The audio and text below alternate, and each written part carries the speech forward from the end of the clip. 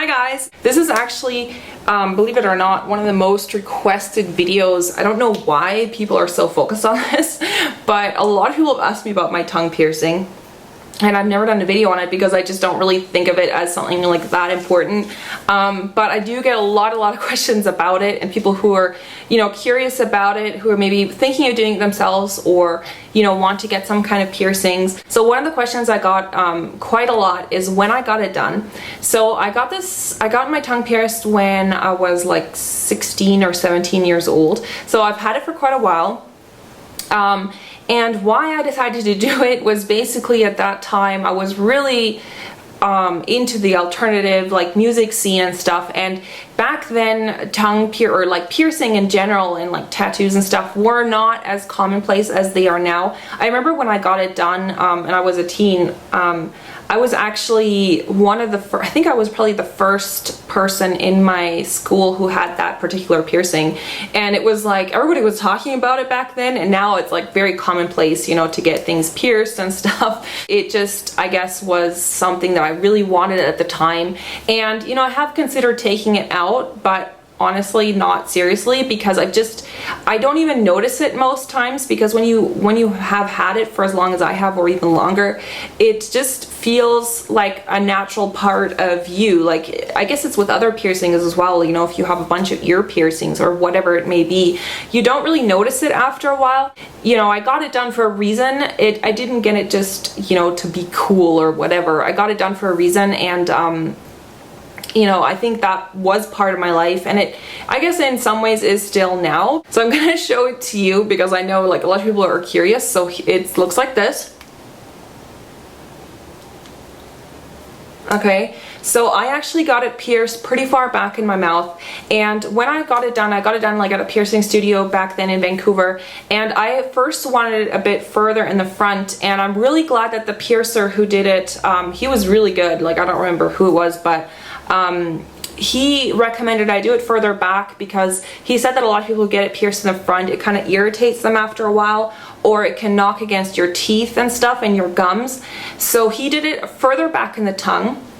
And I think that's really the best place because, when I'm talking like this, people don't see it. As for the pain, it wasn't really painful. I think the tongue and I think your belly button and a few other places are not that sensitive areas. But I remember when I did get it done, it was kind of like a shock, because when they pierce it, they take your tongue with these tongs and kind of pull it out so that you can't, so you can't move around with it while he's piercing. And then when they do pierce it, because it's right in front of your face, you can see what he's doing. And I mean, I'm the kind of person who has to look, I can't just close my eyes and let him do his thing. So you can see the needle and stuff going through. You do feel the needle going through, but it wasn't I wasn't crying or something over it. But what happens is they first put in a larger barbell.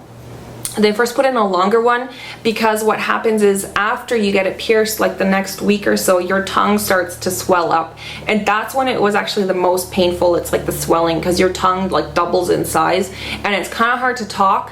I remember when I did get it done, I didn't even tell my parents, I just got it done, and then I came home and I couldn't really talk, and I'd been kind of talking about it before, so I guess they realized right away what was up. And it does hurt.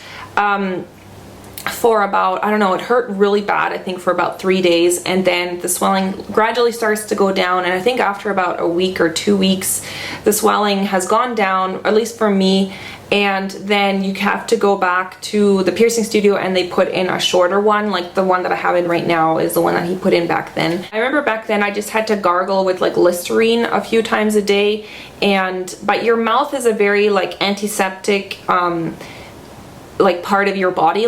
Your natural saliva actually helps to speed the healing and stuff. So I think I mean I never had any infection or anything, and I did the Listerine thing, and I think for a few days you can't really eat so well, so I was just eating macaroni and cheese, soft stuff, or soup, because what happens is when you start chewing, you might bite your tongue, so you want to definitely prepare for a few days of liquid food.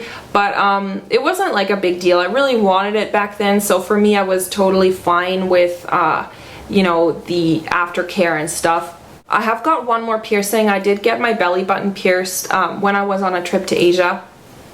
I got it done at a piercing studio there, and that is the only other kind of body piercing that I have. I mean, I have my ears pierced. I have a second ear, like I got a second earring hole thing as well, but I don't really use that anymore. Would I do it now? I probably wouldn't get it pierced now, but I just don't really see a reason to take it out because it's just a part of who I am, and you know, maybe I'll take it out sometime in the future, but it hasn't caused, like, some people also asked if it caused any irritations with my teeth or my gums or anything like that, and it hasn't. I think it's also because it was pierced back further, so it wasn't, you know, it doesn't even touch my teeth or, you know, the front of my gums or anything. So, you know, I've gone for dental checkups obviously since then, and you know, they've never noticed anything like damaging. You know, if you want to do it, or if you want to get any kind of piercings, I do recommend that you check out different piercing studios before you go, and make sure it's like a really hygienic one, and you know,